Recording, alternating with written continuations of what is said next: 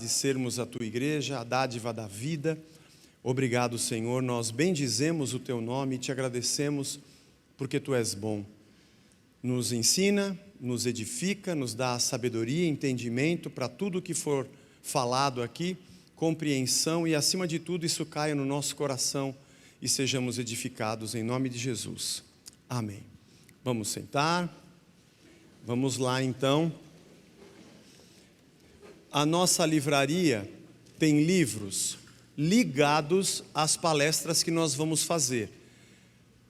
O que eu vou falar aqui não está tudo neste livro, mas tem bastante coisa aqui. Então, eu estou indicando Introdução à Cosmovisão Cristã.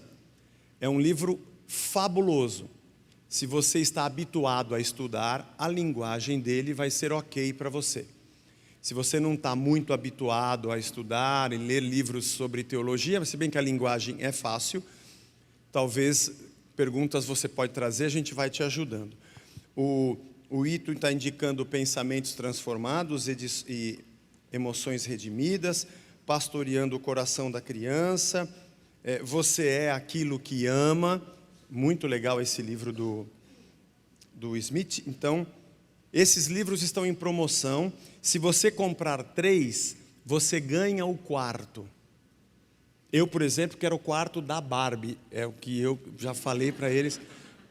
Vou comprar 3 e vou ganhar o 4. Estou precisando fazer uma reforma no quarto lá em casa. Se você comprar 3, você ganha o 4. Se você comprar um só, tem desconto desses livros na nossa livraria, além de outros títulos também. Quem sou eu? Ok, para eu marcar o meu horário aqui. Quem sou eu? Quem somos nós? Da onde parte a ideia da nossa identidade? A partir do que ou de quem eu identifico a mim mesmo, tanto para mim quanto para aqueles que estão ao meu redor? De que maneira conhecer a minha origem muda a maneira como eu enxergo a mim mesmo? O ser humano tem perguntas que ele não sabe responder desde que ele se entende por ser humano pisando na face da terra. Quem eu sou é uma delas. Ela está ligada a uma outra. De onde eu vim? Porque a minha origem talvez me ajude a discernir quem eu sou.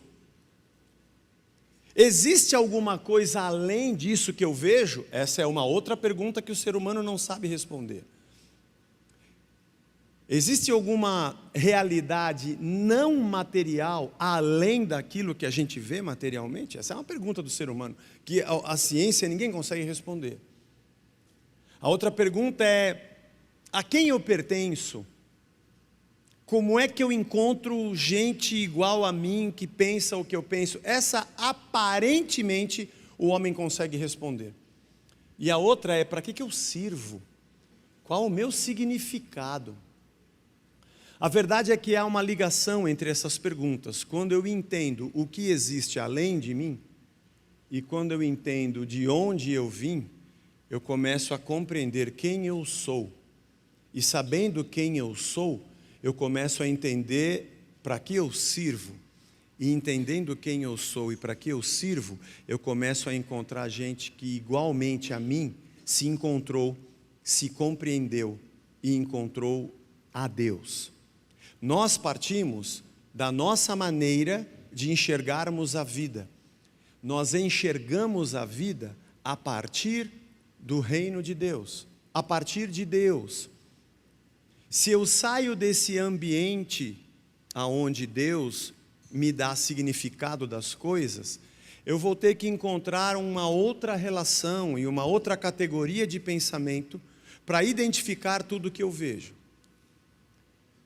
Eu vou começar do início. Na tela você tem vou falar um pouquinho sobre a criação. Imagine que exista uma linha do tempo da existência. Em algum momento, vocês estão vendo aí, está passando para vocês? Tem alguém vendo lá, né, o Ricardo? Em algum momento aconteceu a criação. Gênesis capítulo 1, versículo 1, no princípio criou Deus os céus e a terra. Mas olha só, tem um corte nessa linha do tempo. Por que esse corte, Zé? Porque como é que eu falo de tempo, de ontem, de amanhã, de passado e futuro, se não existia os elementos que marcam o nosso tempo? Os luzeiros, o sol, a noite e o dia. Então, na verdade, partindo desse pressuposto, nós entendemos que a criação é o marco do tempo. É muito complexo nós falarmos dessas coisas de maneira muito profunda, porque nós temos 2 versículos só que falam sobre isso. No princípio criou Deus os céus e a terra era sem forma e vazia, e o Espírito de Deus pairava sobre a face das águas. Ok.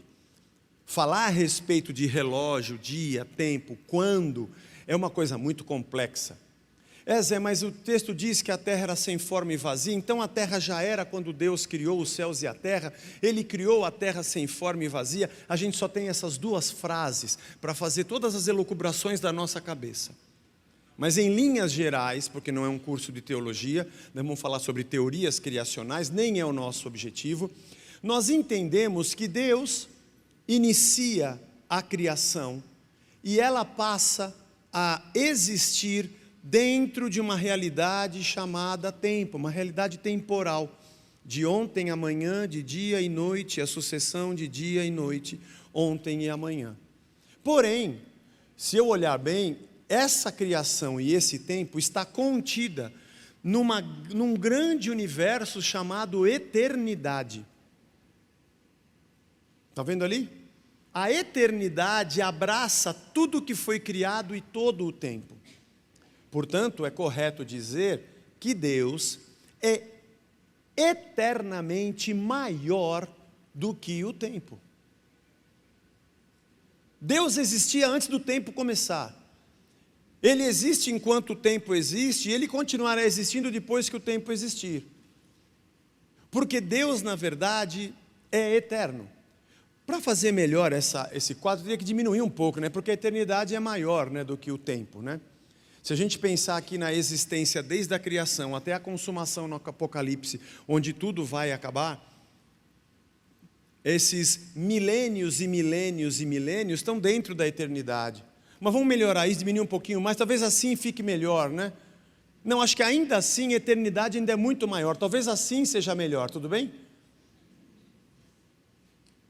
Milhões e milhões de anos da criação dos dinossauros não é nada, mas acho que ainda não está bom, porque a eternidade está fechada. Vamos abrir a eternidade e vamos ver agora se a gente consegue enxergar. A existência é um pingo de nada. Se a Terra tiver milhões ou milhares de anos, isso é nada para o eterno. Pense comigo e pense que nós somos um nada dentro de milhares ou milhões de anos. E Deus é maior do que a eternidade. Portanto, olhar a nossa realidade diante da grandeza de Deus é um negócio inimaginável. Finito é algo que tem começo e tem fim. Infinito é algo que tem começo e não tem fim. Eterno é o que não tem começo e não tem fim. Você consegue pensar nisso? Deus não tem começo, Ele é o que é. E o que Ele é? Não sei. Moisés fez essa pergunta e Deus respondeu: eu sou o que eu sou. E Ele não disse: eu era, um dia eu serei, eu sou, no presente. Ontem eu sou. Há milhões de anos atrás eu sou. Há bilhões de anos para frente eu continuo sendo, eu sou. Eternamente eu sou. Para Deus não existe o que foi e o que será, Ele é. Por isso que o Deus eterno olha para toda a nossa história como apenas um lapso, porque o tempo existe dentro da eternidade. A grandeza de Deus é inimaginável. E nós somos criados do pó da terra. Como é que o pó da terra, que não é... A existência humana não é nada. O nosso tempo todo não é nada. Dentro dele nós somos um nada. criados do pó, e a gente ainda acha que pode apontar para Deus e dizer que Deus nos deve alguma coisa. Começa a nossa perspectiva de existência a partir de um Deus que é eternamente maior do que tudo que a gente possa ver. E todas as galáxias e planetas e sistemas existentes no universo são nada. Se essas galáxias, planetas, estrelas e sistemas são formados em bilhões ou trilhões de anos, tudo isso é uma gota, um sopro perto de Deus. Então, quando alguém pergunta, Zé, como é que você prova que Deus existe? Eu costumo dizer, Deus não existe. Nós é que existimos. A partir dele, ele é a razão da existência. Se Deus fosse existente nesse tempo, como eu e você somos existentes, ele seria mais uma coisa existente no meio de tudo o que existe. Bom, aí então nós poderíamos fotografá-lo, filmá-lo, medi-lo, esquadrinhá-lo, equacioná-lo e provar que ele existe. Mas aí ele seria tão existente quanto nós somos existentes, ele não seria Deus. Ele é a razão da existência, a razão de tudo existir. Esse diagrama que eu fiz, ele é bem simples, mas dá para a gente ter uma ideia do tamanho, da grandeza de Deus, da nossa insignificância. Mas voltando ao nosso diagramazinho, a criação, ela é a razão de tudo o que nós vemos hoje. Eu estou dizendo a partir da nossa perspectiva cristã. Pessoas nesse mundo vão ter outras perspectivas, tanto de fé como de filosofia, ou de pensamento, qualquer que seja, de razão, para explicar o porquê de tudo existir e o porquê de tudo ser como é. A nossa maneira de enxergar, a nossa visão de mundo, nossa cosmovisão, a nossa maneira de enxergar o mundo, parte do pressuposto de que há uma razão primeira da existência de todas as coisas, e essa razão é Deus. O eu sou o que sou. Portanto, as nossas respostas e a nosso entendimento e razão sobre tudo o que somos, parte dele. Se nós sairmos desse ambiente, as explicações não funcionam para todo mundo. Elas funcionam para nós. Ah, mas eu queria ter um jeito de explicar para todo mundo. É impossível.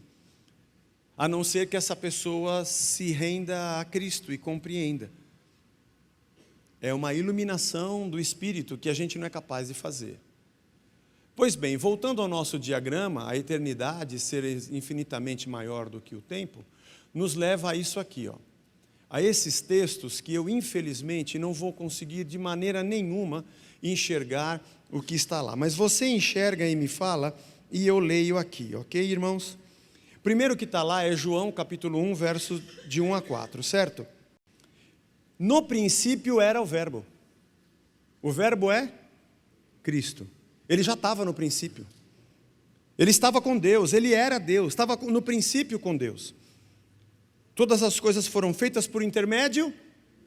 Essa ideia que você fala, Deus é o Criador, Jesus é o Salvador, o Espírito Santo é o Consolador, verdade, são designações. Mas não perca da tua consciência que Deus é Pai, Filho e Espírito. A Trindade é uma Trindade. Ele já estava no princípio com Deus, porque Ele era Deus. Obviamente que nós temos uma maneira na nosso pensamento de identificar ministérios, o que nós chamamos de economia da Trindade, o papel de Deus através das figuras da Trindade, um ser trino, que a gente nunca vai entender, mas quando olhamos para Cristo na cruz, a gente entende que esse Cristo já estava desde o começo com Deus. O segundo texto que está ali é Colossenses 1, de 13 a 20, que diz assim: Ele nos libertou do império das trevas e nos transportou para o reino do Filho do seu amor. Deus nos libertou, nos transportou para o reino do seu Filho, no qual nós temos a redenção, a remissão dos pecados. Guarda essas palavras, a redenção. a remissão dos pecados. Esse Jesus é a imagem do Deus invisível, a gente não via. Passou a vê-lo quando ele apareceu. Ele é o primogênito de toda a criação. Ou seja, ele é o primeiro de toda a criação. Não, Zé, ele não pode ser o primeiro, porque ele só apareceu na criação no meio da história. No meio da história para nós, irmãos. Mas para a realidade eterna, ele sempre foi o que ele sempre foi. Ele entrou na realidade do tempo, mas ele sempre foi o que ele sempre foi. Pois nele foram criadas todas as coisas, nele. Quer no céu, sobre a terra, visíveis e invisíveis, soberanias, principados, potestades, tudo foi criado por meio dele e para ele. Ele é antes de todas as coisas, e nele tudo subsiste. Legal, né? Vamos para mais um texto. João 17, 3. João 17 é a oração sacerdotal de Jesus. Ele diz assim: a vida eterna é esta, que te conheçam a ti, único Deus, Jesus orando ao Pai, né? Verdadeiro e único Deus, e a Jesus Cristo a quem enviaste. Eu te glorifiquei na terra. Isso aqui é antes de Jesus ir para a cruz, oração sacerdotal, João 17. Eu te glorifiquei na terra, consumando a obra que me confiaste a fazer. E agora, glorifica-me, ó Pai, contigo mesmo, com a glória que eu tive junto de ti, antes que houvesse mundo. Isso é muito bom. Antes que houvesse mundo, eu já estava contigo. Vamos para o outro texto rapidamente, Apocalipse 13, 8. Eu leio sempre Apocalipse 13, 8 aqui na igreja, falando sobre a besta, né? Adorá-la-ão todos os que habitam sobre a terra, aqueles cujos nomes não foram escritos no livro da vida do Cordeiro, que foi morto desde a fundação do mundo. Não, Zé. Como é que o Cordeiro foi morto desde a fundação? Ele foi morto no meio da história, há 2000 anos atrás. Isso para nós que temos tempo. Ele é um sacrifício desde que ele é o que ele é. Quando? Eternamente ele é. Ele é um sacrifício desde que ele é o que ele é. Está querendo dizer, Zé, que quando Deus cria tudo o que ele cria, ele já é um sacrifício por essa criação? Acertou. Bingo. Plim! Então está querendo dizer que nós fomos criados sob a perspectiva de um amor sacrificial? Certo. Está querendo dizer que quando a gente pecou, precisando agora da salvação, ele já era a salvação antes da gente pecar? Certo. Ele já nos cria na perspectiva de que a gente vai tropeçar e precisar do sacrifício? Exato. Você que é mãe, pai, mais ou menos entende isso aqui. Porque quando vocês se casaram e pensaram, vamos ter um filho, vocês já começaram a sofrer por antecipação. Tiveram que fazer um plano de saúde antes. Foi ou não foi? Fazer estoque de fralda, montar um quarto, pintar o quarto, colocar aquela faixinha no meio, que dá um trabalho danado. Pede para alguém fazer aquilo, porque ela escorrega, nunca fica no lugar. Mas a gente coloca e compra o berço e pensa na roupa que ele vai usar, sabendo que vai perder rapidamente. E aí já vai, faz pré-natal, já fica pensando no que... E mesmo assim a gente não consegue pensar tudo, porque nós somos humanos. Mas você imagina que Deus, quando cria, ele já é um sacrifício. Quer dizer então que a morte de Jesus na cruz, Zé, não é um plano B? Tipo, não, eu criei, o homem ele pecou, o que a gente faz agora? Alguém vai ter que morrer na cruz. O Espírito Santo fala, eu não vou, eu sou só Espírito. Sabe como é que é essas coisas? E o pai fala, bom, eu tenho que ficar aqui, alguém tem uma conta do escritório. E o filho fala, tá bom, vai, deixa que eu vou. Como é que vai ser? Vai doer. Não. Não é um plano B. A criação já acontece na perspectiva de que a queda virá. Olha o tamanho de Deus e o nosso tamanho. Olha a eternidade de Deus e o nosso tempo. Olha o tamanho do amor sacrificial de Deus, da nossa ignorância. O tamanho da entrega de Deus por algo tão pequeno que somos nós. E o tamanho da nossa arrogância.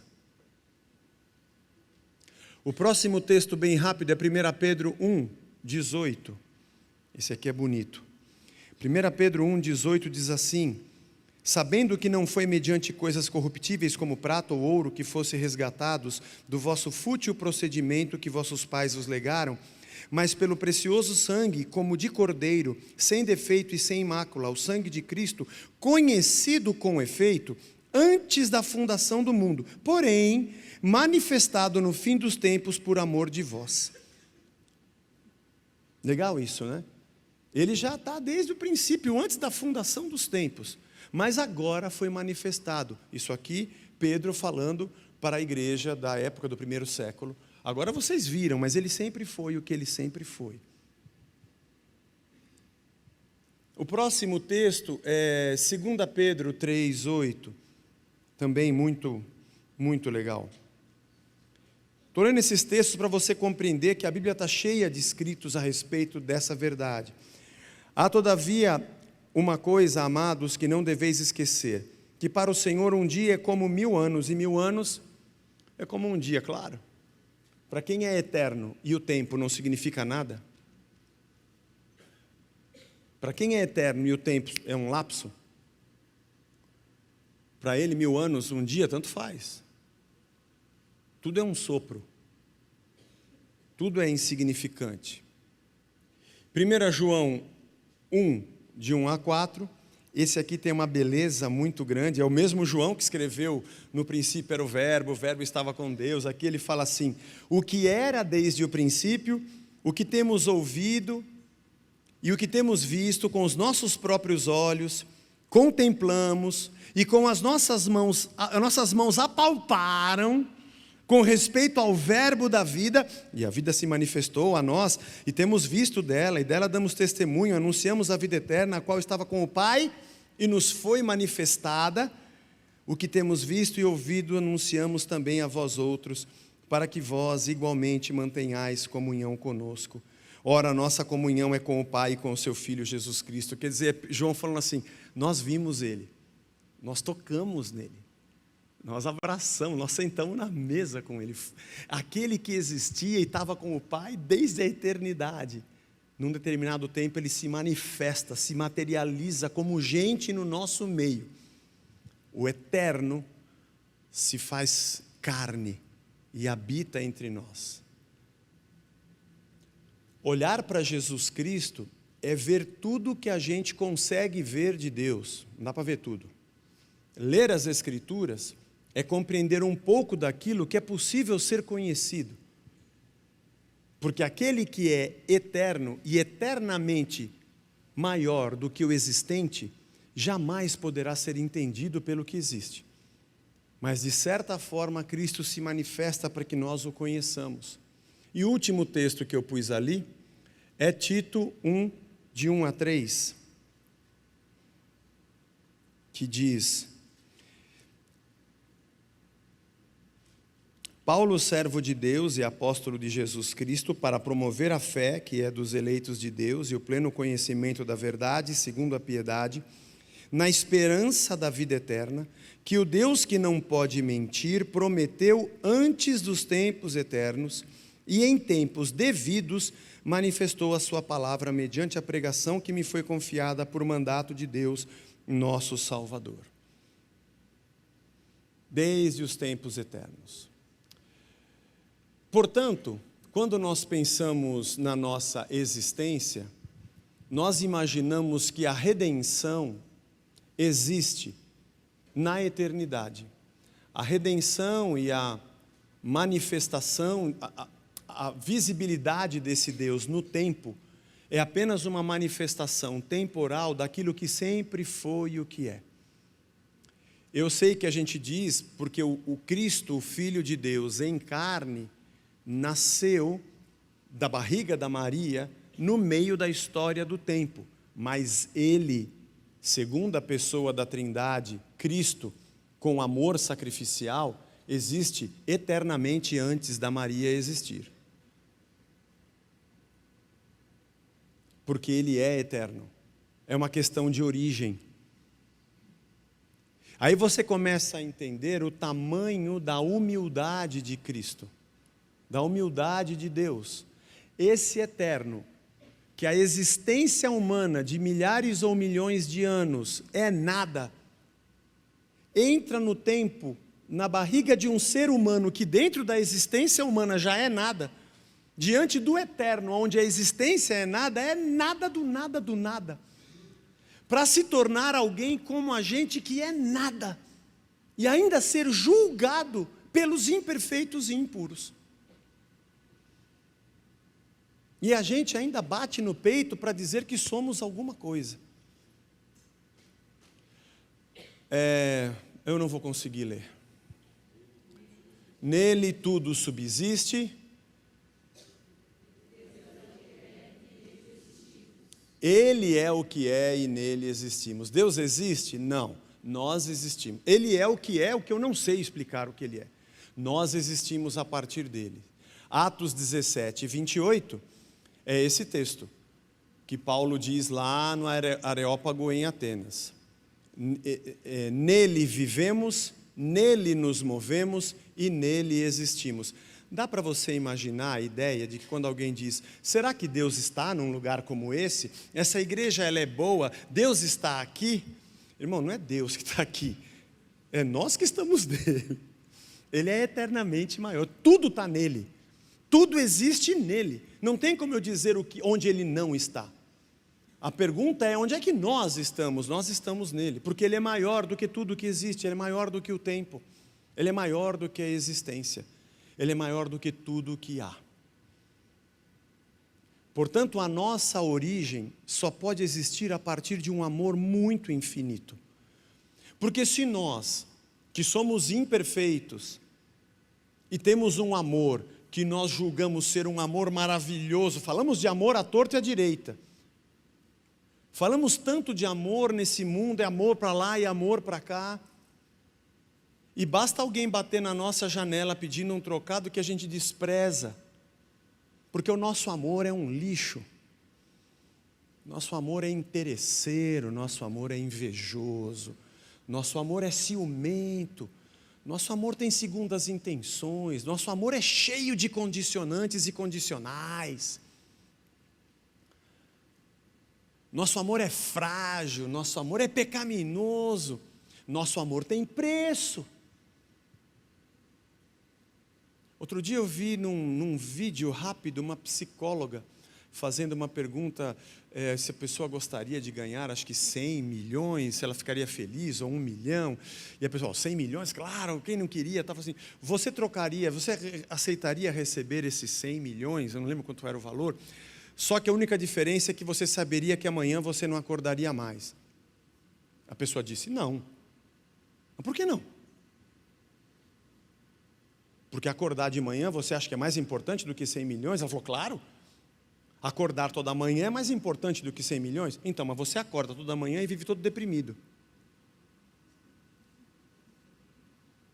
Falei, caramba, interessante.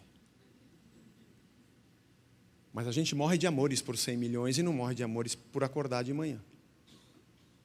Porque o nosso senso de amor, nosso apego e nossas paixões estão muito ligadas às nossas vísceras e às nossas intenções momentâneas, voláteis, multipolares, que cada hora está num canto, cada hora se interessa por uma coisa, e corrupta, porque se eu tenho mais benefício aqui, eu amo mais aqui, e se eu perco algum benefício, já não te amo tanto e amo aqui. O nosso amor é podre, ele é ínfimo, ele é parcial, ele é defeituoso, e nós dizemos que o mundo tem que ser regido por esse amor. Qual referência de amor nós temos? O que passa na sua cabeça quando você fala a palavra amor? Algo que está no teu estômago, nas tuas vísceras, no nosso aparelho genital, nos nossos interesses? Que raio é isso? Amor não é um sentimento. Amor não é um apego, não é um apreço. Não é apenas esse desejo ou esse oferecimento de carinho e afeto, apesar de que essas coisas fazem parte dessa inexplicável palavra chamada amor. Mas na ótica do eterno, o amor é um sacrifício total.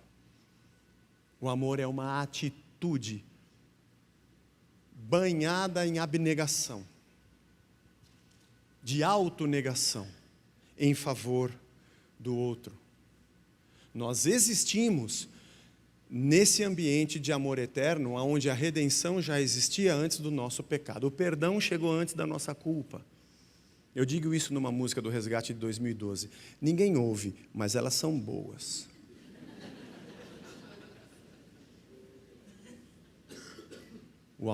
O perdão chegou mais cedo do que a minha culpa.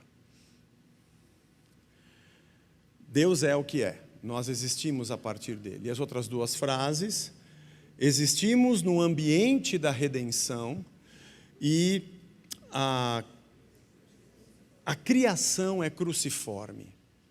Isso. Quando eu nego o amor de Deus, eu não estou imaginando, eu nem me dou conta de que eu só existo por causa do amor dele, e eu ainda o nego. Olha o tamanho da loucura do ser humano. Ele não se atenta de que ele só existe por conta desse amor sacrificial antes de existirmos, e mesmo que a existência não seja absolutamente nada. É um amor e uma entrega tão gigantesca que me faz existir sustentado pelo seu amor, como uma criança que só pode existir se a mãe e o pai cuidarem e sustentarem e o amarem, porque ele não entende nada, não enxerga nada, não sabe da grandeza da vida, nada, mas ali há alguém com um amor profundo que não tem nada em troca, que não está recebendo dinheiro, apenas ama porque entrega o seu amor, e a maternidade e a paternidade são o microcosmos desse eterno amor de Deus para com a existência. E é como se a criança pudesse falar e dissesse: me larga, sai daqui que eu vivo sozinha. Como se a mãe não fosse sua origem. Sai daqui, eu não acredito em você, você não existe. Como se a criança pudesse falar: quem é essa criança para dizer isso para sua mãe?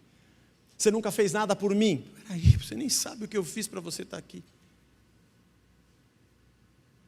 Se você acha que uma criança dizer isso para uma mãe e para um pai, se fosse possível, seria um absurdo, ridículo, imagina o ser humano negar a Deus o tamanho do absurdo do existente, insignificante diante do eterno. Mas ainda assim, a criação é uma explosão do amor de Deus, que tudo cria na forma do seu amor. Por que Deus cria o que Ele cria? Por amor. Porque o amor gera, o amor multiplica, o amor doa, o amor reparte, o amor compartilha. O amor é uma atitude, o amor abraça. O amor só existe porque existe o outro, porque eu não tenho a quem amar se o outro não existir. A criação é a expressão do amor de Deus, que oferece para nós o seu ambiente trinitário.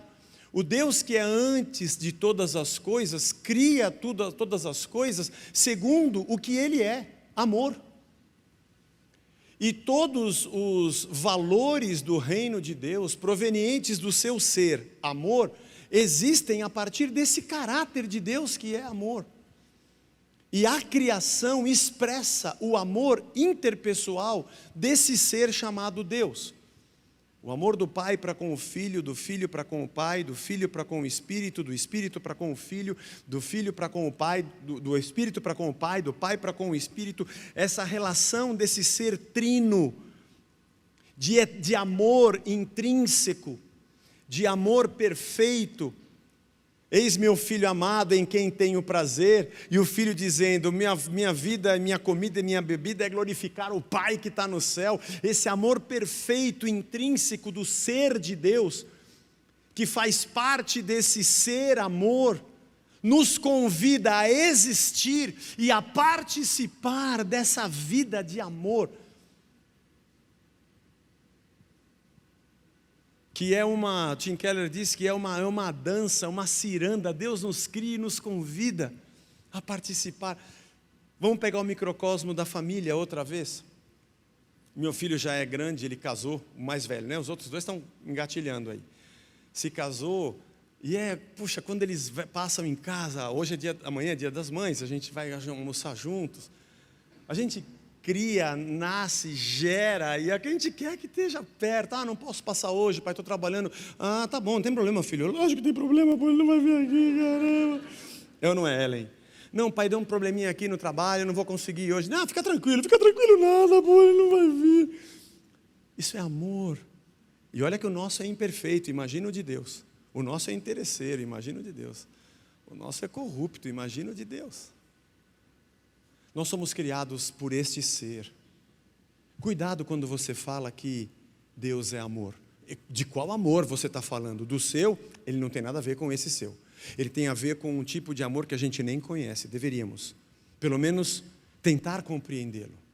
Um pouco da nossa identidade passa pelo fato de nós entendermos a nossa insignificância e o tamanho do amor que nos gerou. E aí, a partir disso, entendermos a nossa total dependência e a nossa admiração por este ser, amor, que se fez gente. E sabe o que significa os princípios desse Deus de amor? Tanto as leis do Antigo Testamento, de relação com Deus, não as leis cerimoniais, quanto o Evangelho de Cristo, são os princípios de relação que nós temos com Deus. De santidade, de obediência, que para nós não custa nada, porque a gente ama. Não há sentido quando alguém pergunta, lá na sua igreja pode isso, na sua fé pode aquilo. Não faz sentido para mim essa pergunta. Não faz sentido. É a mesma coisa que perguntar para minha esposa, lá na sua casa qual a sua obrigação com o seu marido? Sei, não tenho obrigação. Qual a sua obrigação, Zé, com a sua esposa na sua casa? Pode isso ou não? Não tem a ver com pode, não pode. É um outro tipo de perspectiva. Estou falando de amor. O fato de eu fazer tudo o que eu faço pela minha família não tem a ver com a minha obrigação e com uma lei. Apesar de que existe o estatuto da criança e do adolescente, existe o contrato do casamento e o dever das duas partes, mas eu não estou lendo uma lei para me relacionar com quem eu amo. Eu não estou lendo um estatuto para cuidar e amar os meus filhos. Não sei se você me entende, a relação. Por isso que quando eu leio a Escritura, eu não tomo uma regra, uma lei ou o Evangelho como uma obrigatoriedade que eu tenho que fazer para agradar um Deus que está me enchendo a paciência e eu vou dar um pouco de atenção para Ele, vou lá domingo cantar uma musiquinha para Ele, porque Ele é um velho de barba, surdo e senil, para ver se Ele... Oi Deus, oi meu filho! Essa relação pegajosa, religiosa que nós temos com Deus é ridícula. Nós existimos nele, Ele é amor que vê tudo, vê nossa insignificância. E nós achamos que porque a gente está fazendo isso ou aquilo, então eu vou dar 100 reais hoje para agradar a Deus. Vá para o inferno com seus 100 reais. Desculpe a sinceridade. E gente que fica, não, porque essa riqueza toda é tua, Senhor, e fica falando de prosperidade. E Deus olha e fala, peraí, dentro de toda a existência de milhões de anos, que é nada, pega só essa fim de semana que é quase nada dentro do nada, e pega essa pessoa que é nada dentro do nada, e esse, quanto é que é? R$1.000? Você acha que eu estou seduzindo? Está me oferecendo R$1.000, o eterno está... Para, gente. Deus não é seduzível. Não sei se você entende o tamanho da grandeza de Deus, do seu amor, da sua perfeição. Vamos seguir, que o tempo está correndo. Gênesis capítulo 2, de 15 e 17, diz assim, eu tenho que correr, que eu tenho que ter tempo para as perguntas. Gênesis 2, 15. Tomou, pois, o Senhor ao homem e o colocou no jardim do Éden para cultivar e guardar. E o Senhor lhe deu esta ordem, de toda árvore do jardim comerá livremente, mas da árvore do conhecimento do bem e do mal não comerás, porque no dia em que dela comeres, certamente morrerás. Quando Deus nos cria, Ele nos dá um mandato. Me obedeça. Ande comigo. Viva a minha vida, não a sua. Se relaciona comigo. Dietrich Bonhoeffer tem uma figura muito incrível num livro dele chamado Ética. Logo no começo, ele diz que quando o homem se percebe como um ser criado, ele não conhece nada a não ser Deus. Ele não sabe nada. Imagina o Adão, acorda. Se pudesse existir mais alguém, não tinha, era só ele.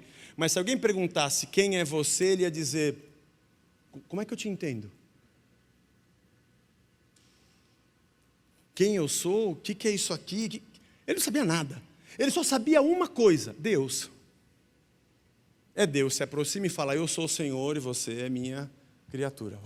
Comecei a entender. O que é criatura? A criatura é isso. O que é Deus? Deus é isso aqui, você não vai entender tudo, mas eu vou te dizer. Isso aqui é a terra que eu criei para você. Me obedeça, ande comigo. Ele só conhecia Deus, só sabia Deus. Todo o resto que ele sabia a partir de Deus. Tudo bem para você? Você entende isso?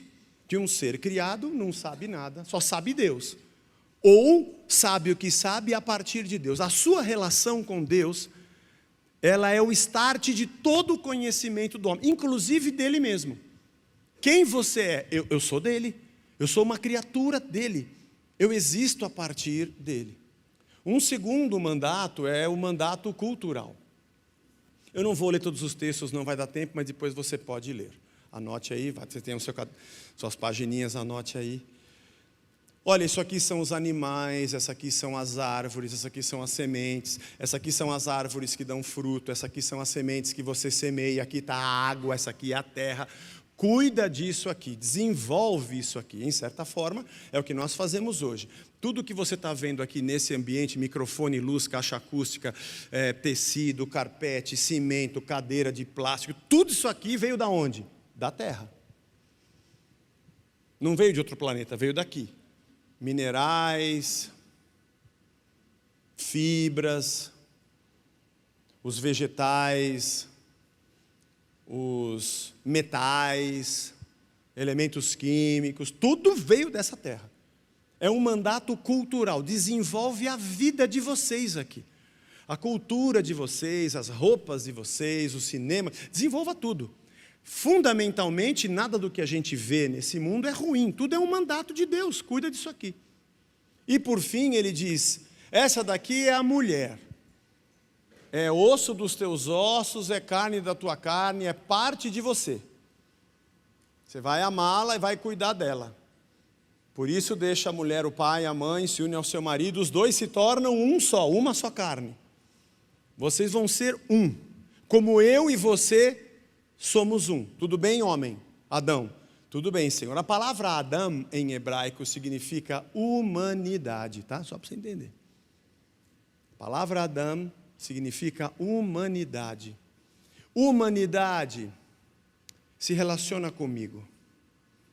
Que é amor? É isso aqui, ó. Que é justiça? É isso aqui. Quem sou eu? Vai por mim. Você é isso aqui. Eu sou muito maior para... Você não vai entender. Entenda. Não, vindo do Senhor, eu nem pergunto. Eu sei, eu sou isso aqui. Mas, Senhor, como é que eu cuido da terra? Com esse amor, com essa justiça, com essa paz, com essa liberdade, com esse cuidado, com este zelo.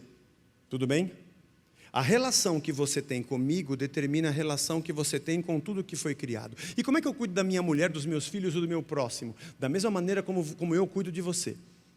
O cuidado que você tem, a misericórdia que você recebe, a paz que você recebe, o amor que você recebe, o abraço que você recebe, o envolvimento, a alegria, tudo que eu tenho, quem você é a partir de mim, é isso que dá o tom de como você vive com quem está ao seu redor. Ou seja, o Deus Trino, esse diagrama é bonitinho. O Deus Trino, a gente se representa por um triângulo, né? Diz ao homem, relacione-se comigo e eu com você, são as duas setinhas. Você é o que você é a partir de mim, que sou o que sou. Porque eu sou o que eu sou, eu te crio e você é o que você é. Você vai entender quem você é quando você se relaciona comigo, que sou o que sou. E como você vai se relacionar comigo, vai determinar quem você é. Ó, você é minha imagem e minha semelhança. Está aqui, ó. Tem a trindade lá em cima, um triângulozinho pontilhado embaixo. Portanto, quando alguém olhar para você, não vai conseguir ver tudo de mim, porque eu sou eterno e é impossível me entender. Mas vai conseguir ver em você traços daquilo que eu sou. De uma certa forma, essa é a melhor maneira de se evangelizar nesse mundo. Mas como é que eu vou me relacionar? E o que significa eu ser a imagem e semelhança de Deus? Significa que você é um ser tel-referente. A sua referência de ser é do divino. Tel significa Deus. Tel-referente. Qual a sua referência de ser? É Deus. Quando eu quero entender quem eu sou, eu olho para a minha origem, eu olho para aquele que me criou, que é eternamente maior do que eu sou e que tem um amor que eu nem consigo imaginar e que ainda assim cuida de mim, é para ele que eu olho. A minha referência, o meu balizamento, eu estou sempre olhando para ele dá o passo, eu também dou, ele fala, eu também falo. Ele é e eu também sou a partir dele. E como me relaciono com quem está ao meu redor? Segundo aquilo que eu sou a partir de Deus. Quem está ao meu redor vai ter todos os benefícios da alegria, do amor, da paz, da bondade, da benignidade, da mansidão. Todos os frutos, ou o fruto do Espírito que está em mim, é aquilo que vem de Deus. E quem andar comigo está andando com Deus. Está comigo, está com Deus. E a criação, tudo que foi criado também. Os bichos, a natureza, as fontes de água, vai tudo ser muito bem cuidado. Não vai ter injustiça, não vai ter exploração, não vai ter poluição, não vai ter maldade, não vai ter gente escravizando gente, não vai ter gente matando gente, não vai ter líder fazendo guerra contra o líder, usando os jovens como massa de manobra de exército, porque é muito fácil mandar os moleques para morrer, enquanto eu vou fazer o que eu acho que tem que fazer. Não tem isso. Não tem isso. Isso aqui é uma relação harmônica perfeita, a qual nós chamamos de cosmos. Porém, o Deus que cria todas as coisas, na perspectiva da criação, no princípio, a terra era sem forma e vazia, era caótica, mas quando Ele cria e harmoniza todas as coisas, o caos vira cosmos. A palavra cosmos significa ordem. A desordem vira ordem, porém, acontece a queda, e com a queda, tudo volta ao caos. Gênesis capítulo 3, não vai dar para eu ler, o tempo não vai deixar eu ler. Eu já estou quase, eu já tenho que estar acabando agora, mas nós atrasamos o começo, vamos seguir. A gente vive aqui, eu vou ter que ler rapidinho. A serpente mais astuta que todos os animais selváticos que o Senhor Deus tinha feito, disse à mulher: é verdade que Deus disse, não comam do fruto de nenhuma árvore do jardim?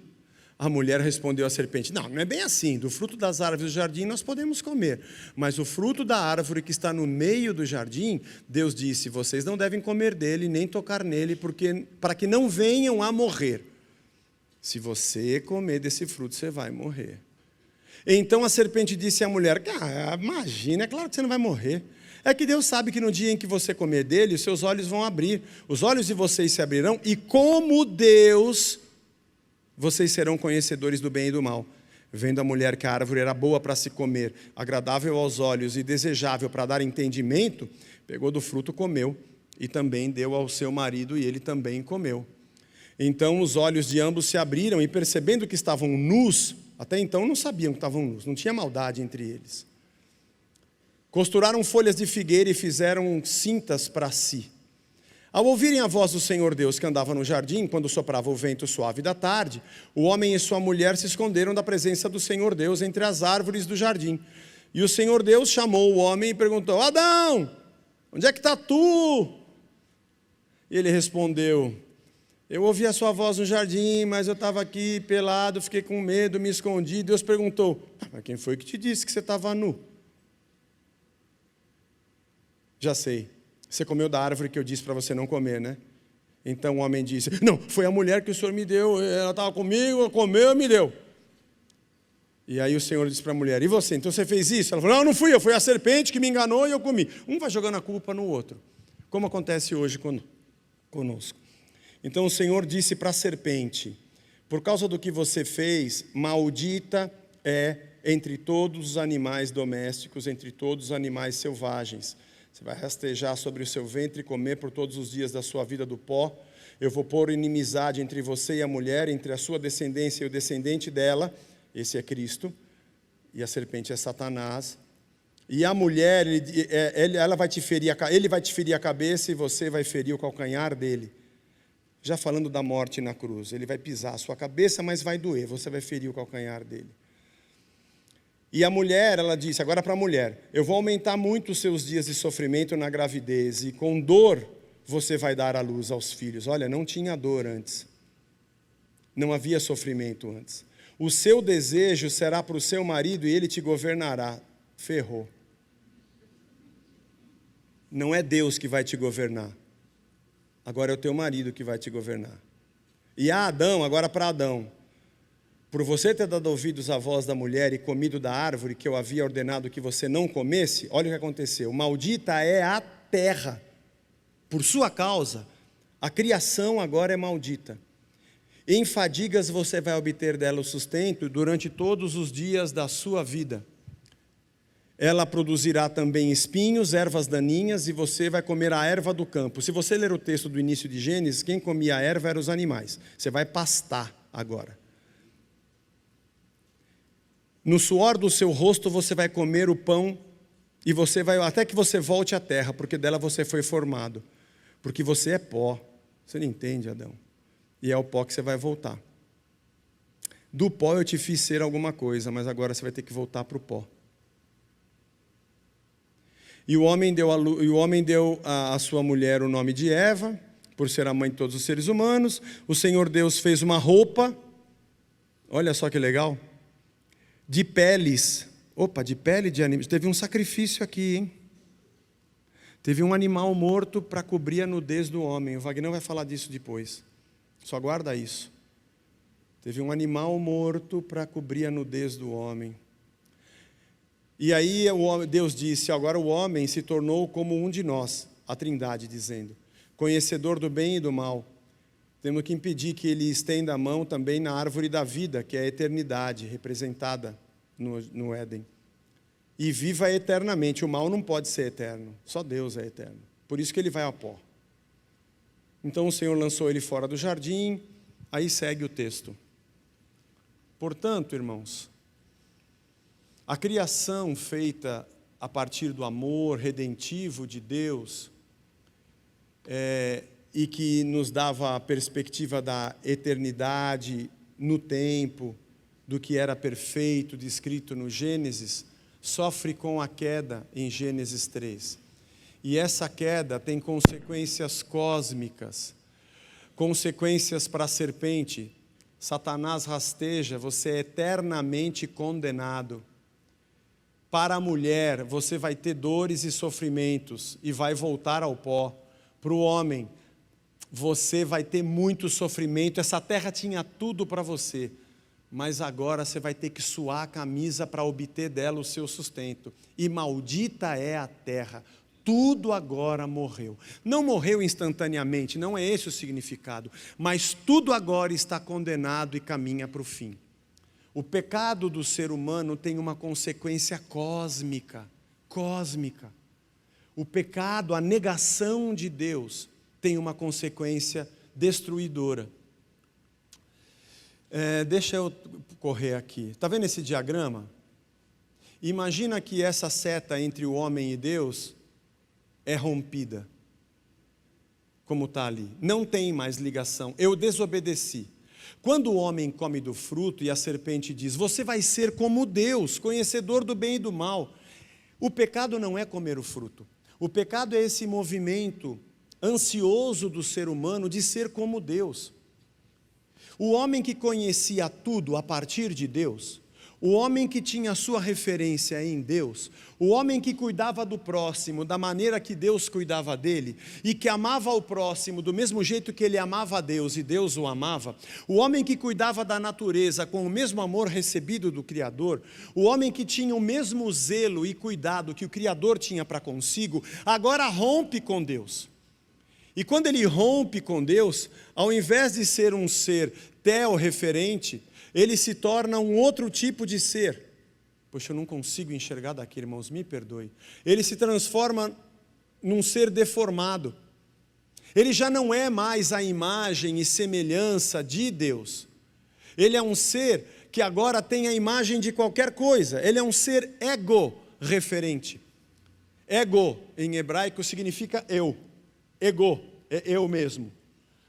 A referência dele agora é ele mesmo, não é mais Deus. Como é que ele cuida do próximo? Ele cuida do próximo do jeito que ele quiser cuidar. Agora distorceu tudo. Ele não olha para Deus, ele olha para si. É bom para mim? Se é bom para mim, dane-se o outro. A relação com o outro fica distorcida. A relação com a criação fica distorcida. E a criação trinca.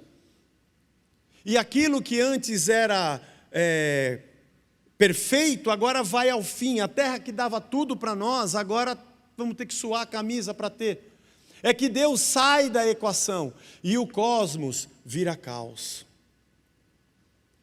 Bem-vindo ao mundo que nós vivemos. Se Deus existe, por que o mundo é assim? Porque o mundo não é o mundo que Deus criou. Isso é o que sobrou do mundo quando o homem disse para Deus, fique fora do mundo. Você não sabe nada disso, como se o homem insignificante, ridiculamente temporal e insignificante, diante do eterno amoroso, pudesse dizer para Deus o que é bom para a terra. O homem faz com a terra o que ele quer, faz com o próximo o que ele quer, faz da sua vida o que ele quer, mete os pés pelas mãos, vive a caminho da morte, vazio, olhando para si mesmo, sem a referência de Deus. E quando a coisa dá errado, ele pergunta, onde está Deus? No lugar que você o deixou, distante da existência. Quem somos nós, irmãos? Seres decaídos. Seres decaídos. Não dá para ler todos os textos. Na linha do tempo, de novo, a gente vai para a criação, para a queda. Por isso Cristo aparece no meio da história. O caos que vira cosmos, depois da queda vira caos, e quando a gente encontra Cristo, ele volta a ser um cosmos, pelo menos dentro de nós, ao nosso redor, a realidade ainda é caótica.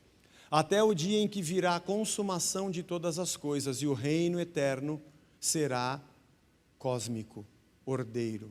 Enquanto isso, esse é o lugar que nós vivemos, a condição de caos e de cosmos. Caótico-cósmica ou cosmo-caótica. Esse é o mundo que a gente vive. Mesmo tendo Cristo em nós, nós precisamos constantemente nos encher dele. Quando eu quero saber quem eu sou, eu preciso voltar a olhar para ele. Quando eu quero saber como me relacionar com as pessoas, eu preciso voltar a olhar para ele. Eu preciso ser cheio dele todos os dias e todos os momentos. Porque a minha satisfação não está mais em nada, porque o homem que rompe com Deus, tira Deus da equação. Eu pergunto a você, o que ele sabe, a partir de quem ele sabe, quem ele é e a partir de quem ele é o que ele é, qual a referência que ele tem de si próprio, do outro e da criação, como ele se relaciona consigo próprio, seu orgulho, com o outro e com tudo que foi criado, e para quem ele cuida de tudo isso? Para si próprio. Esse é um mergulho no vazio existencial. É quando eu acho que eu sou o suficiente, insignificante, num estado decaído. Esse estado de cosmos, porque Cristo habita em nós, mas ainda no caos, porque o mundo caminha para o fim. Esse é o que nós chamamos de estado de pecado. A palavra pecado, já disse aqui, tem dois significados. O ato, ele mentiu, ele bateu, o ato pecaminoso, isso aqui é pecado. Mas a palavra pecado no Novo Testamento, inúmeras vezes, ela aparece com um sentido de estado pecaminoso. Nós já nascemos num estado de pecado. Eu não preciso cometer o primeiro pecado para me tornar um pecador. Eu já nasci pecador, é por isso que um dia eu cometi o primeiro, mas foi só o primeiro. Porque nós já nascemos num estado de mundo onde a ausência de Deus faz com que o mundo seja regido pelo homem, um mundo trincado, poluído, destruído, a cada dia mais desmatado, com o ser humano explorado, escravizado, usado uns pelos outros. Isso aqui é a selva da ausência de Deus. Interesses, corrupções, gente que troca amor por favores, que explora pessoas financeiramente, sexualmente, sabe, psicologicamente, profissionalmente, é um querendo engolir o outro e puxando o tapete do outro, alguns desesperados no meio, gritando a palavra amor, sem saber o que é de verdade o amor, e o ser humano sem a referência de Deus, olhando para si mesmo, tenta significar a sua existência em qualquer coisa, no seu hobby, no seu trabalho, em outras pessoas, em lugares. Ele tenta dar sentido ao que ele é, porque ele nem sabe o que ele é. E nós temos um choque de tantas identidades no mundo. A gente olha para o ser humano que mergulha em vários potes na vida, para tentar dizer, eu acho que eu sou isso, eu acho que eu sou isso, eu acho que eu sou isso, eu acho que eu sou aquilo.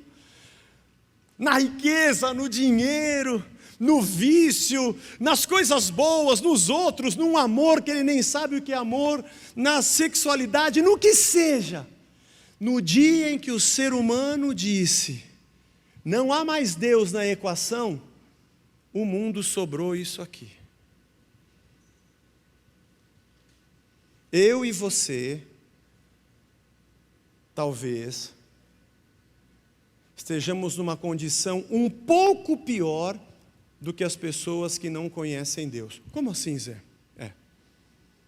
Porque nós que conhecemos a Cristo, e temos o Espírito que habita em nós, e temos a palavra que nos ensina essas coisas, ainda estamos correndo atrás de significarmos a nossa vida em tudo que a gente vê ao nosso redor, e de nos identificarmos segundo tudo que esse mundo decaído que caminha para o fim tem e oferece.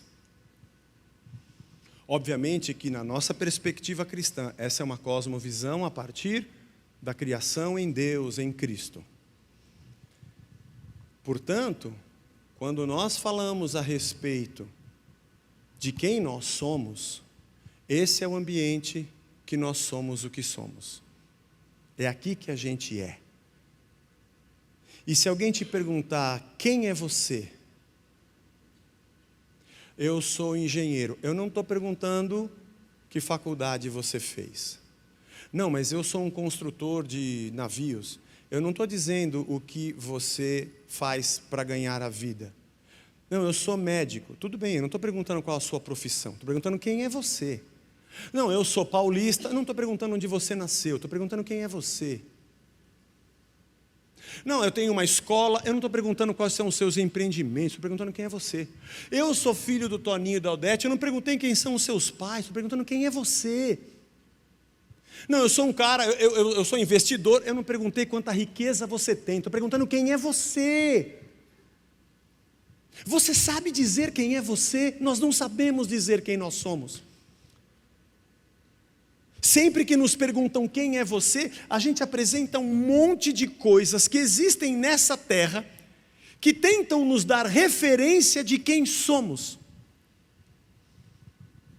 Eu sou A, B, C, eu trago para frente da pessoa, quem é você? É isso que eu tenho, é isso que eu faço, é aqui que eu nasci, esse aqui são os meus pais, é disso aqui que eu gosto, para que a outra pessoa tente formar uma ideia de quem eu sou, a partir do que eu compro, do que eu vendo, do que eu como, dos lugares que eu vou, da onde eu nasci, do que eu trabalho, do dinheiro que eu tenho, mas eu não sei quem eu sou. Você entende o tamanho dessa pergunta? O mundo está em crise. E nós também estamos.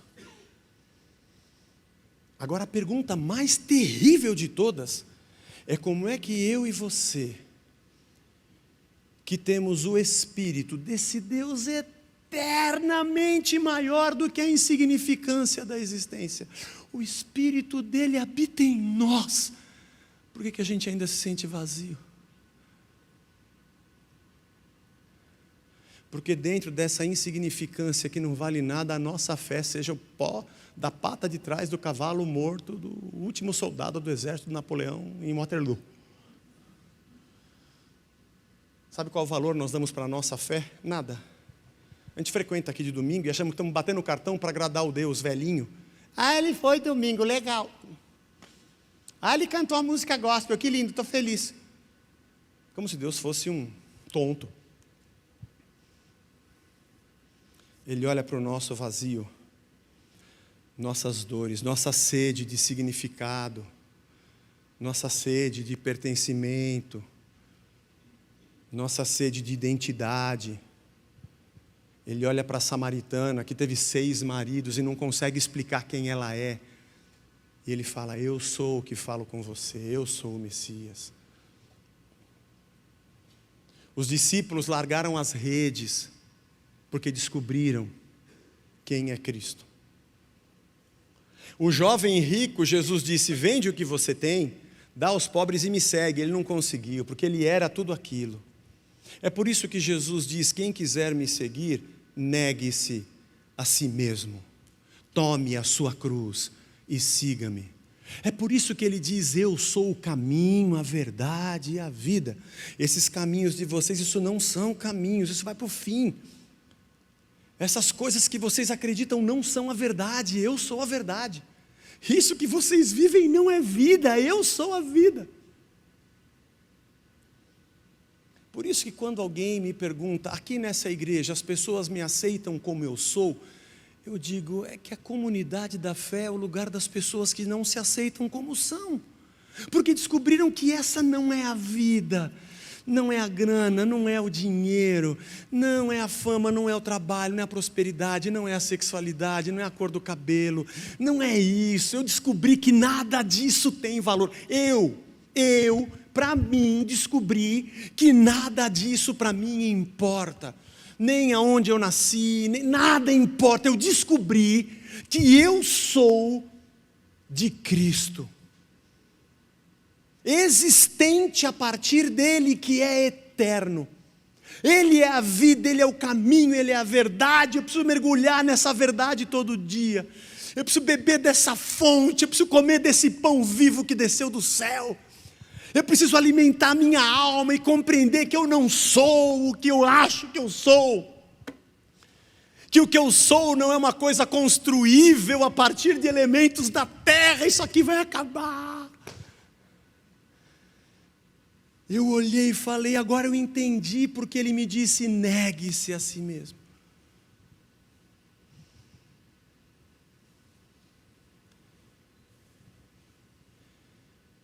Eu quero seguir a Jesus. Eu posso vir com a minha vida aqui para seguir a Cristo? Resposta: pode. Pode vir com a vida que você tiver, você vai jogar ela fora mesmo. Eu venho com esse problema, com esse defeito, com essa mania, com esse costume, com esse hábito. O que você acha? Pode vir.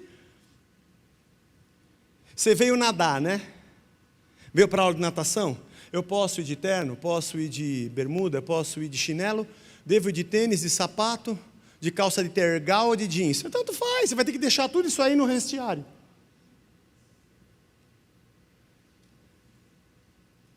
Na Casa da Rocha pode vir qualquer tipo de gente, pode vir.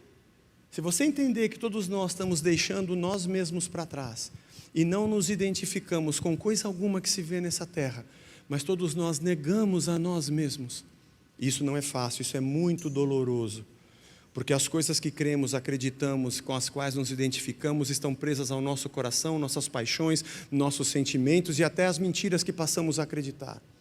Estou falando da perspectiva cristã.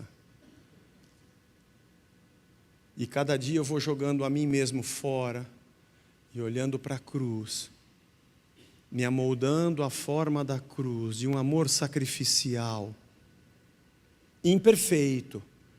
Isso aqui caminha para o fim. E o lugar onde eu vivo é caos. Mas ainda há a ordem de Deus, porque o reino chegou para mim. Eu posso não morar na melhor casa, posso não ter o melhor trabalho, posso não ter o melhor emprego, nem o melhor dinheiro, mas essas coisas passaram a viver num patamar abaixo. Apesar de que Deus cuida de nós, cuida da nossa casa, Deus é maravilhoso. Bom, um Deus do tamanho desse amor que nós falamos, como é que Ele não vai cuidar da gente? Eu já não me preocupo tanto com o que eu vou ter, o que eu vou fazer, o que eu vou ganhar. Jesus disse isso. Não vos inquieteis com a comida, com a bebida, com o que haveis de vestir. Olha para os lírios do campo, olha para as aves dos céus. Deus cuida deles, vai cuidar de vocês, homens de pequena fé. Paulo diz, aprendi a viver contente em toda e qualquer situação. Eu sei estar honrado, humilhado, já tive suficiência e escassez, sabe, abundância e escassez. Eu tudo posso naquele que me fortalece. Jesus, come alguma coisa, você não tem comida. Minha comida é fazer a vontade do Pai e realizar a sua obra. Ou Satanás, por que você não faz as pedras virarem pães? Nossa, que ideia incrível. Estava morrendo de fome, não tinha tido essa ideia. Ainda bem que você me ministrou, Satanás. Por que você não se joga daqui para ver se Deus te segura? É verdade, estou com tanta insegurança. Será que Deus está comigo? Vou me jogar. Quem sabe você vai me segurar? Se aparecer tua mão, eu nem pulo. Eu estava tão inseguro. Ainda bem que você apareceu, Satanás. Eu não sabia nem o que fazer. Se prostrado me adorares, eu te darei as nações da terra. Você vai me dar o que já é meu, o que fui eu que criei. Eu sou o Senhor eterno acima de tudo isso que não é nada. Você acha que eu vou estar seduzido por você para ter um pouco de pedra, um pouco de planta que vocês estão matando e destruindo? Para ter esse papel que vocês chamam de dinheiro, essa coisa suja que vocês matam, tem gosto de sangue. Eu sou o Senhor. Olhar para Cristo e falar, Senhor, eu quero morrer. Eu quero morrer. Mas ao mesmo tempo eu não me desespero completamente nesse mundo, porque eu tenho Cristo.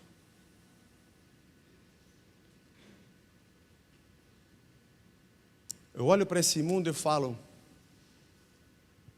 nada tem graça aqui. Nada.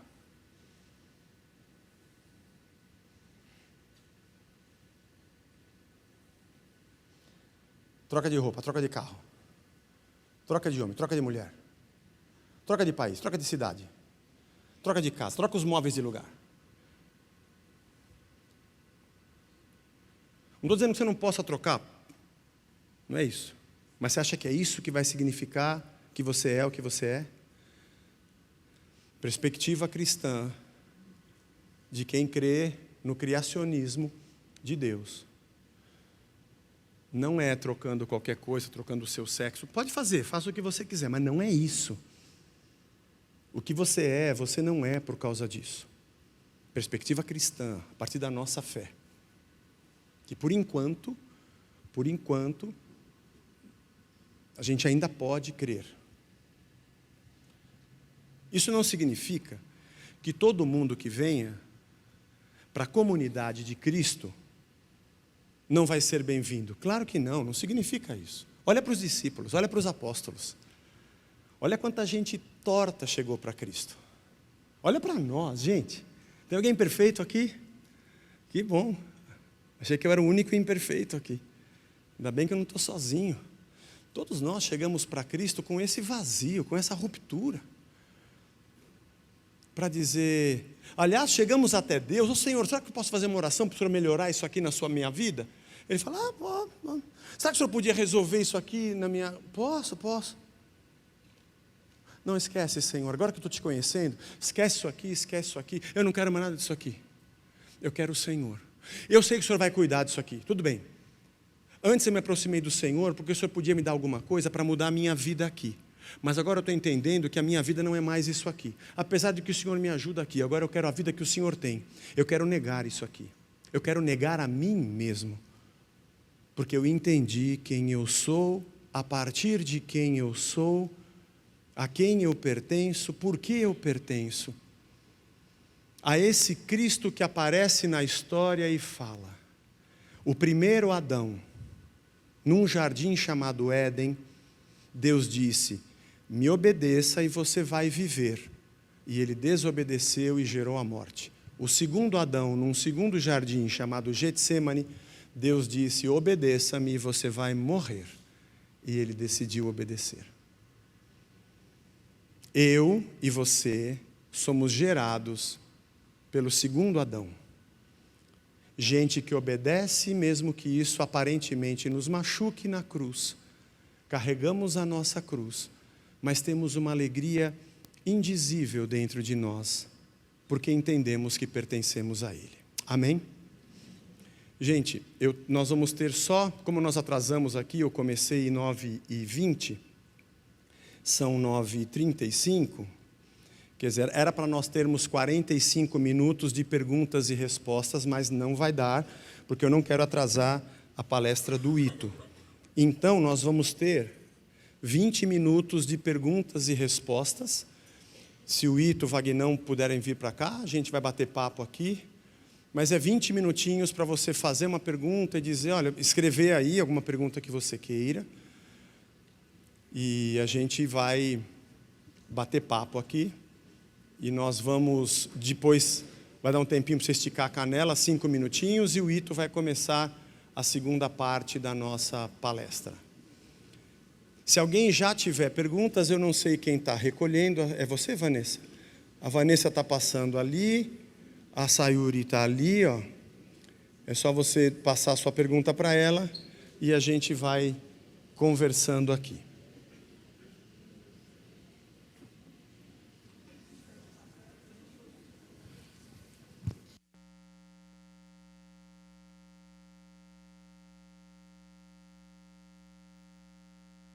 As 3 perguntas que eu formulei aqui: Deus é amor. Isso significa que tudo que você ama vem de Deus? Essa é uma pergunta difícil de responder, porque nós temos nossas paixões nesse mundo, né? E nós amamos coisas que às vezes Deus olha e fala, para que está fazendo isso? Isso significa que o nosso amor é um amor imperfeito. João, na primeira carta, diz que quem ama o mundo, o amor de Deus não está nele. Quando alguém fala a palavra amor, mas Deus não é amor? Qual amor você está falando? Qual a referência que você tem? Do eterno ou do temporal? Do perfeito ou do imperfeito? Do Criador ou da criatura? Então, quando alguém diz, se Deus é amor, a pergunta para ela é, antes de você fazer a sua pergunta, de que amor você está falando? Porque esse Deus de amor, apesar de termos rompido com Ele, Ele entregou seu Filho, antes da gente romper com Ele. Esse é o amor de Deus. O que o Evangelho é para você? O Vagnão vai falar um pouco mais sobre isso na última palestra. Mas o que é esse Evangelho? Esse anúncio da nova vida. Você entende o que é essa nova vida? Que anúncio é esse? Você disse sim para Jesus. Quando você disse sim para Jesus, você disse sim para quê? Para essa perspectiva de amor e de vida? E qual é o papel do Evangelho na maneira como você enxerga a si mesmo? Essa acho que foi a última que eu falei aqui, né? Como é que você se enxerga? Quem é você? A partir do entendimento de quem é o Senhor. Então nós somos o que somos porque Ele é o que Ele é, né? Pode trazer aqui, Sayuri, as perguntas e a gente vai... Vamos lá.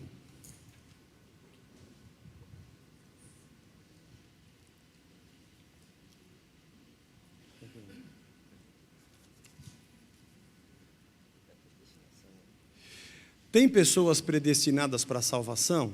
Gente, eu posso depois responder essa pessoa individualmente, porque não é o tema do nosso encontro. Isso aqui é soteriologia, né? E existem vertentes que creem que sim, outras creem que não, e outras que creem que isso é um mistério nas mãos de Deus. Eu acho que é um mistério nas mãos de Deus, mas a gente pode conversar depois.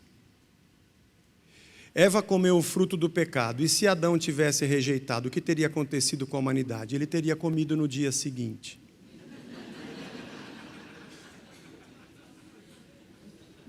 A verdade é que não existe se. O se é uma coisa que só tem na nossa cabeça, que a gente tenta responder, e o se é uma coisa que não existe, é apenas uma hipótese. Hã? Tem a música do Resgate. O Resgate é bom, irmãos. Pena que ninguém ouve. A música se chama Se Existisse o Si. Se existisse o si, mas não existe. Então não se preocupe, não existe si. Só existe o que existe. Se eu sou o que sou a partir da minha relação com Deus, e meus relacionamentos são uma expressão de quem eu sou, é correto afirmar que os meus relacionamentos com a sociedade revelam quem eu sou e, consequentemente, meu relacionamento com Deus? Sim. É exatamente isso. Na verdade, esse relacionamento que nós temos com Deus hoje, ele ainda é parcial, né? Nós não somos 100% perfeitos, nós ainda pecamos. A condição de pecadores não saiu de nós. Por isso que Paulo fala que essa carne incomoda demais. O bem que eu quero fazer eu não faço, o mal que eu não quero esse faço. Ai meu Deus, essa é uma guerra interna. Gálatas 5,17. O espírito contra a carne contra o espírito. Nós vivemos um eterno conflito. Por isso que nós não nos incomodamos quando alguém diz: isso que você faz é pecado. Tranquilo, eu sou um pecador. Tem gente que diz: eu não quero que você diga que o que eu faço é pecado. Tá bom, eu não digo, mas isso não deixa, não muda o que é. Mas veja, pecado, essa palavra aqui só funciona para nós que cremos numa relação com Deus. Quem não crê na relação com Deus, nem tem sentido falar sobre pecado ou não. Mas o que nós fazemos, na verdade, essa pergunta que você fez, a relação que temos com as pessoas demonstra a frágil relação que a gente tem com Deus. Porque nós somos imperfeitos, né? Porque o sacrifício se deu já, porque o sacrifício de Deus já sabia que o homem cairia, não bastaria somente perdoar, é porque Cristo é o ser humano que nós não conseguíamos ser. Basta você olhar para a história. Teve alguém de Adão até Jesus, nesses 5, 6 mil anos de história, que conseguiu fazer esse caminho de volta sem Jesus? E não conseguiria. Nós olhamos para um ser humano, Cristo, cheio do Espírito, para ele dizer: siga-me. E essa decisão de seguir coloca em nós a presença do seu Espírito. É só com ela que a gente consegue trilhar esse caminho de lutar contra a nossa própria vontade. A questão aqui não é o perdão. O perdão já existe na cruz, ele está lá. O problema do pecador não é ter um Deus que perdoa. Deus que perdoa, ele sempre foi. O problema do pecador é querer morrer para o pecado e ser uma nova criatura. O problema do pecador é que ele quer continuar sendo um pecador e Deus fica perdoando ele a vida inteira e ele continua sendo o que ele é, a imagem e referência dele mesmo, sendo autorreferente e tendo Deus fora da equação. Por isso que Cristo surge para mostrar uma total obediência e dependência de Deus para que a gente siga o mesmo caminho. Porque olhar para Cristo não é só entender a misericórdia do perdão, é entender o ser humano que eu preciso ser, não só o perdão que eu preciso ter. Aposto que quem fez essa pergunta não aguentaria andar com uma pessoa que não quer mudar de vida, ela só quer o seu perdão todo dia. Você não suportaria andar com ela. Ela vai errar com você 50 vezes a mesma coisa e você vai chutá-la. Porque é impossível andar com alguém que você todo dia tem que perdoar, mas ela não quer mudar de vida. Agora, a misericórdia de Deus nos perdoa todo dia, porque a gente luta contra a nossa própria essência pecaminosa. E porque o Espírito que em nós habita nos faz viver de morte em morte e de ressurreição em ressurreição. Né? Podem seguir com as perguntas? Tem algumas perguntas aqui, vou juntar duas aqui. A primeira, a existência de Satanás interfere no que sou? Antes da criação de Satanás já existia? Antes da criação, Satanás já existia? E sem ele não existiria o pecado?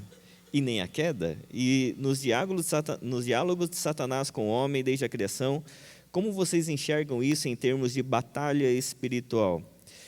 Bom, juntando essa pergunta com o que o Zé respondeu anteriormente, Satanás ele foi criado por Deus. Satanás não é uma criação autônoma.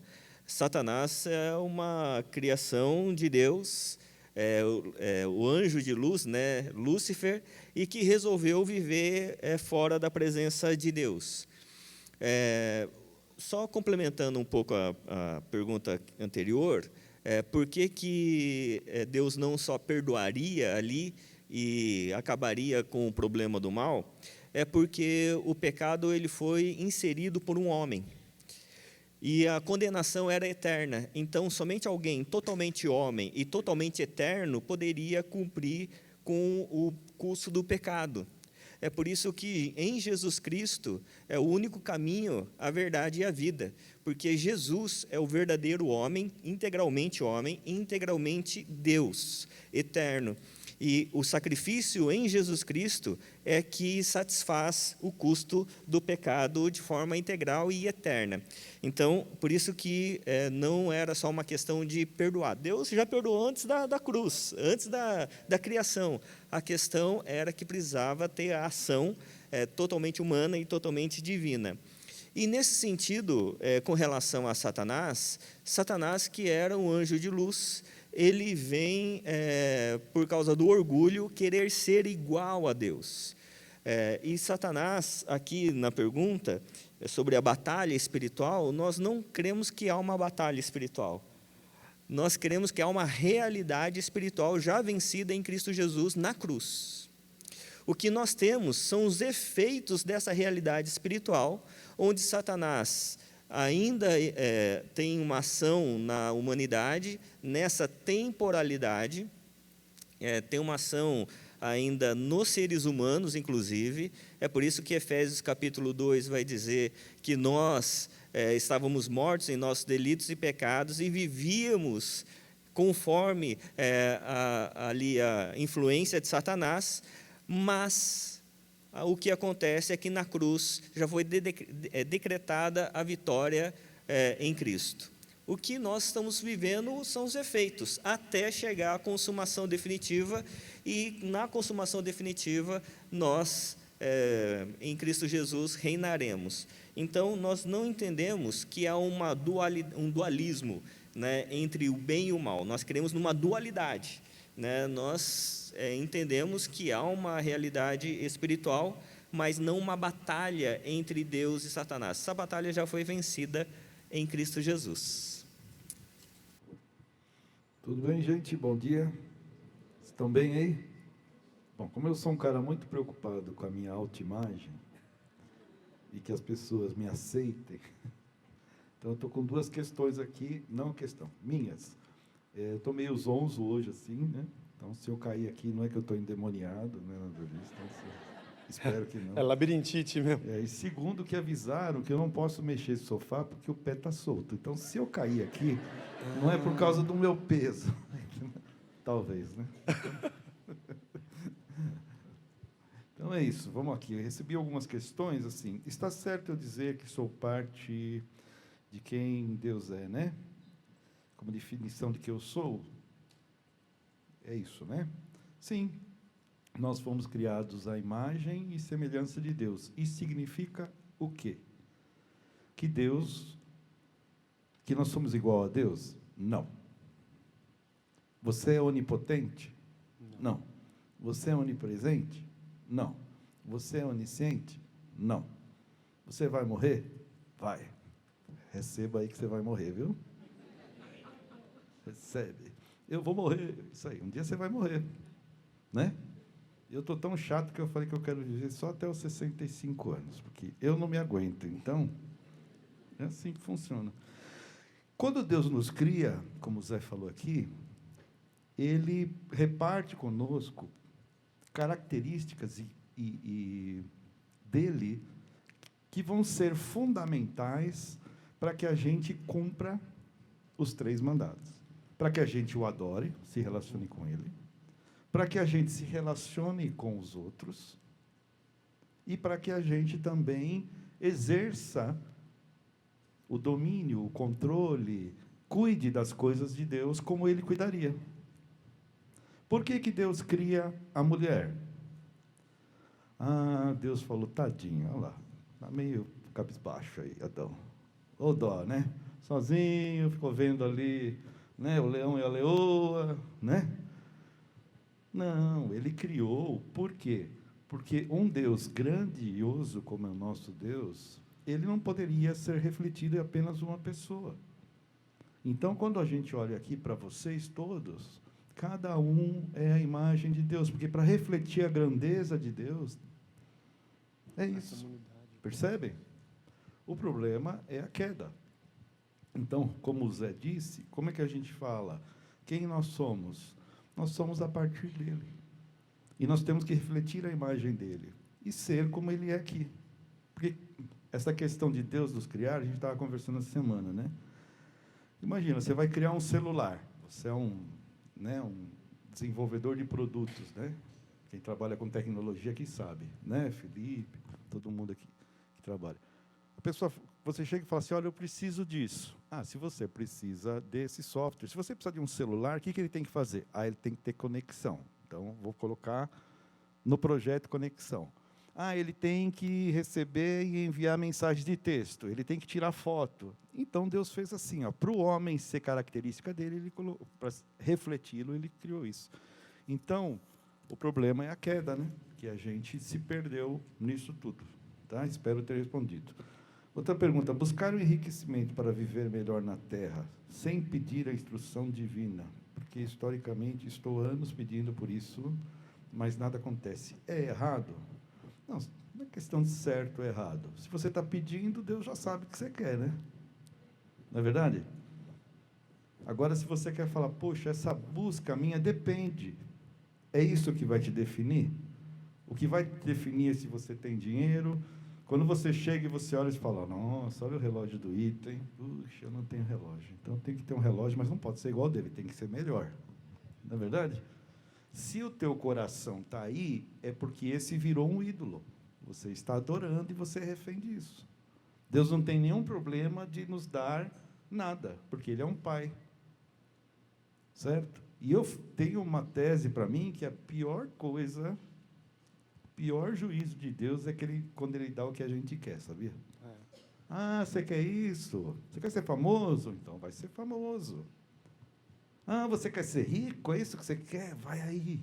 Né? Eu lembro que lá na Comunidade da Graça, o pastor Carlos Alberto falava, tem gente que ora, pede para Deus uma casa na praia. Aí a casa na praia virou uma desgraça, porque o cara já não vem mais na igreja, fica na praia, aí briga, aí vai o cunhado, ele briga com o cunhado, ele briga com a sogra. Né? Não é verdade? Aí tem conta para pagar, e a família separa. Entendeu? É isso que você queria? Então Então toma. Então, a questão nossa é que a gente está definindo a nossa identidade no que não é Deus. Esse é o nosso problema. Então, se você é uma pessoa... O que é ser uma pessoa bem-sucedida? Não tem. Não tem. Perguntaram para o Rockefeller, né? Que ele tinha feito um negócio e entrado mais um dinheirinho na conta dele lá, né? Um dinheirão. Perguntaram, e aí? Agora deu, né? Não, mais um pouco. Mais um pouco. Né? O Itaú teve um lucro nesse primeiro trimestre de quase 9 bilhões, lucro líquido. Rapaz, atrasa um dia no Itaú para você ver só. Tamanho da... Um dia. Na verdade, os cartões agora estão diminuindo. Né? Então, a gente... Errado no sentido que se o teu coração estiver ali, o teu coração está precisando ser cuidado. Por que você quer isso? Agora, se você fala, Senhor, me abençoa, porque, poxa, tudo que eu tenho é teu, eu vou abençoar as pessoas, eu vou dividir, eu vou repartir. Onde está o teu tesouro? Está o teu coração, está o coração, está o tesouro. É isso? Alguma coisa para falar? Vocês podem falar aí. Não, mas acho que é isso mesmo, né? O problema não é o que eu tenho, o problema é o que me tem, né? Não é do que eu sou dono, é quem é dono de mim, né? E também acho que você falou, não, eu procuro riqueza. O que é riqueza? 1 milhão é riqueza? 2, 3, 10... Um carro, 2, 5. Não, já tenho 5, mas agora eu quero 5 mais caros. É uma loucura, né? Não existe isso. Quando eu venho para cá domingo de manhã, né, eu moro ali entre Vila Formosa e Tatuapé. Eu venho pela Moca. Domingo de manhã é um desfile de tiozão, que nem eu, assim, de Porsche, Ferrari, Maserati. E é engraçado porque, como eu fui polícia há muito tempo, né, eu fico observando as pessoas. Aí o cara está com uma Ferrari aqui, para um Porsche. Ele fica olhando o Porsche do cara e o cara olha, tipo, meu... Será que o dele é mais legal que o meu? Aí você vê um cara com uma Maserati. Não, Maserati é o carro. E agora? Gente, não tem fim. Você está buscando satisfação em outra coisa. Né? Aí outras perguntas aqui, que aí eu vou precisar dos dois aqui. Por que Deus criou Adão sabendo que ele iria cometer o pecado? E a outra também diz assim, né? Deus, conhecedor de todas as coisas, criou o homem sabendo que ele iria se corromper. Isso me intriga. O que acontece? Deus é amor, certo? E o amor tem que deixar a pessoa decidir a vida dela. Certo? Se você ama seu filho, você vai educá-lo, você vai fazer tudo, mas ele vai fazer o que ele quiser. Não tem jeito. Senão é uma opressão. Aí vê a definição de Coríntios, né, o que é amor, né? O amor não busca seu próprio interesse. Se Deus falasse, esse homem não pode pecar porque vai queimar a minha imagem e vai queimar meu filme. Então, mas, espera aí, Deus, você está buscando seu próprio interesse? Não é verdade? Então, ele sabia, e porque ele amava, ele sabe de todas as coisas, E porque Ele ama, Ele vai deixar como você deixa seu filho. E sofre por isso. E procura consertar as besteiras que ele faz. E procura minimizar as consequências do pecado. É assim. É interessante isso, porque a gente sempre fica preocupado por que Deus não fez de uma maneira melhor, né? E a criação do ser humano só deu problema para Deus, só deu pepino, né? Criou, negou, né? Traiu, só deu problema. O próprio Deus teve que se sacrificar. A questão não é se haveria um caminho melhor, mas porque um Deus todo-poderoso, um Deus onisciente, que poderia fazer de qualquer forma, poderia criar o ser humano sem liberdade, por que Ele resolveu dar a liberdade e a possibilidade do homem cair? E, fazendo isso, Ele se responsabiliza pelo pecado do ser humano, porque antes da criação, Deus já diz assim, olha, se com a possibilidade de ele cair, eu me sacrifico. Porque Deus, Ele se responsabiliza pelo erro do ser humano. Ele cria o ser humano com a possibilidade de cair, mas se caísse, Ele disse, eu que vou pagar, o sacrifício sou eu. Então, por que um Deus todo-poderoso cria o homem com essa possibilidade de cair, se não for o amor? E amar gente como a gente. Deus poderia fazer de qualquer forma, mas Ele escolheu o caminho da cruz e do sacrifício. Por quê? Porque não há amor sem sacrifício, não há amor sem liberdade, não há amor se você não respeitar a liberdade do outro, inclusive em errar e fazer algo contrário à sua vontade. Então, por que Deus escolheu esse caminho? Ele poderia escolher outro? Poderia. Ele escolheu dessa forma porque Deus é amor. E Ele nos ensina a amar as pessoas nessa perspectiva, não do poder condicionando o comportamento do outro, mas no amor, respeitando a liberdade do outro. E ao respeitar a liberdade, você não respeita a liberdade colocando de lado, você respeita a liberdade sendo sacrifício pelo erro do outro. Como um pai e uma mãe se responsabilizam pelo erro dos seus filhos e suportam esse erro porque amam. É muito legal isso que você falou, porque o amor não é um negócio. Por que Deus não criou um homem que não pecasse para não dar trabalho para ele? Porque Ele não criou para se satisfazer. Ele criou para amar, e amar é doação. Você não procura uma pessoa para amar que faça tudo o que você gosta. Não, não. Se você fizer isso, você não ama essa pessoa, você ama você mesmo. Você só ama você, por isso que você quer alguém que faça tudo o que você gosta. Amar é você ser um sacrifício pelo outro, é doação. Se nós como pais prendêssemos nossos filhos num cubículo a vida inteira, dando para ele tudo, televisão, joguinho, comida, sem ele conhecer nada da maldade do mundo para não errar, nós criaríamos um bicho. E sem liberdade, ele conheceria o Criador. Sem liberdade, nós só conheceríamos o Deus que criou. Com a liberdade de pecar e negá-lo, nós agora conhecemos quem nos criou, quem nos amou, quem se sacrificou por nós, quem morreu por nós na cruz, quem nos chamou de volta e quem preparou para nós a eternidade. Então, conhecer só o Criador dos perfeitos é conhecer parcialmente Deus. Agora, conhecer o Criador dos imperfeitos é dar a oportunidade de conhecer um pouco mais a respeito dele. Então, isso é amor. Amor não é um negócio. Por que ele me fez? Por que ele fez a gente assim para prejudicá-lo? Porque ele não está pensando nele, está pensando na gente, né? Isso aí. Vamos lá, então, pessoal. Encerramos essa parte de perguntas.